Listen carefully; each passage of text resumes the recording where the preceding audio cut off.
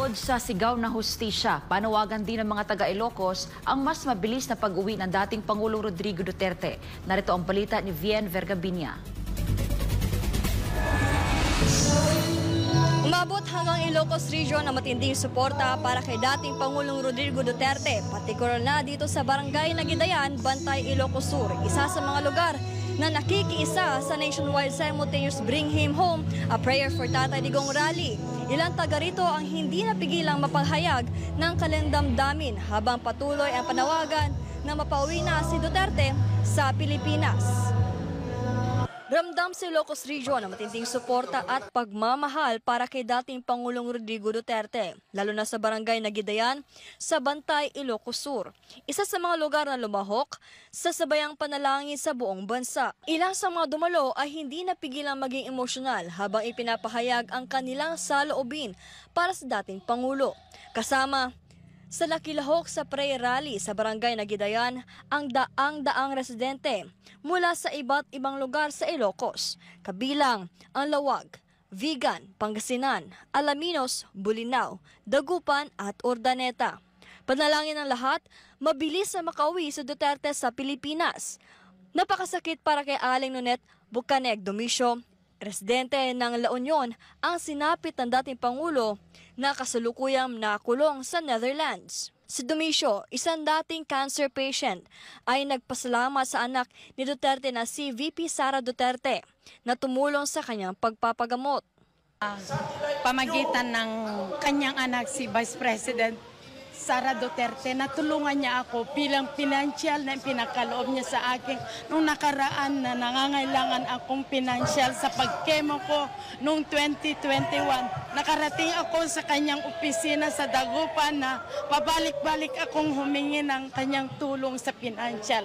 Kaya salamat kay Vice President Duterte at saka kay President Roa Duterte na kanyang mga suporta na nangangailangan ng mga tao kagaya ko, ng mga cancer patient po. Kaya nagpapasalamat ako na kahit saan man nadako ang mga rally, pumupunta ako kasi nagsosuporta ako sa pamagitan ni Pastor Apollo Sikibuloy.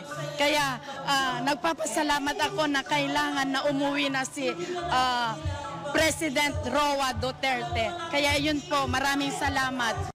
Dagdag niya, malaki ang naitulong ng war on drugs ni FPRRD dahil bumaba ang bilang ng mga adik at naging mas ligtas ang mga lansangan. Masakit din para kay Dan Chan, isang political vlogger na ang taong lumaban sa kriminalidad at droga para sa kapayapaan ng bansa ay siya pang ipinagkanulo ng kapwa Pilipino sa ibang bansa.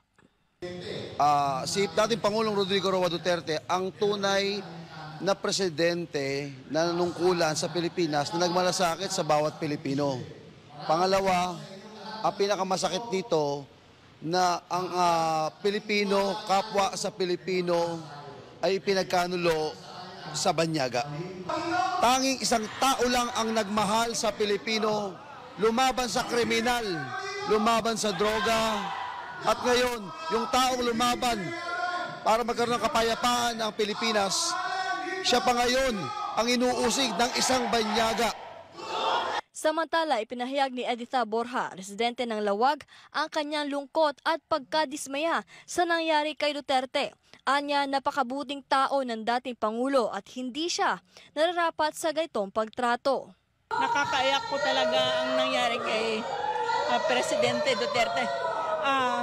Hindi ako masaya sa nangyari sa kanya kasi napakabait ng presidente natin. Marami siyang nagawang kabutihan para sa bayan ng Pilipino.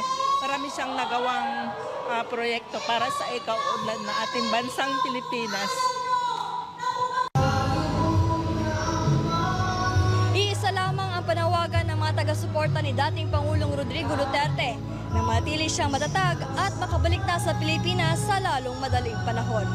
Para sa Diyos sa Pilipinas Pumato, si Vien Vergabiña, SMNI News, North Luzon.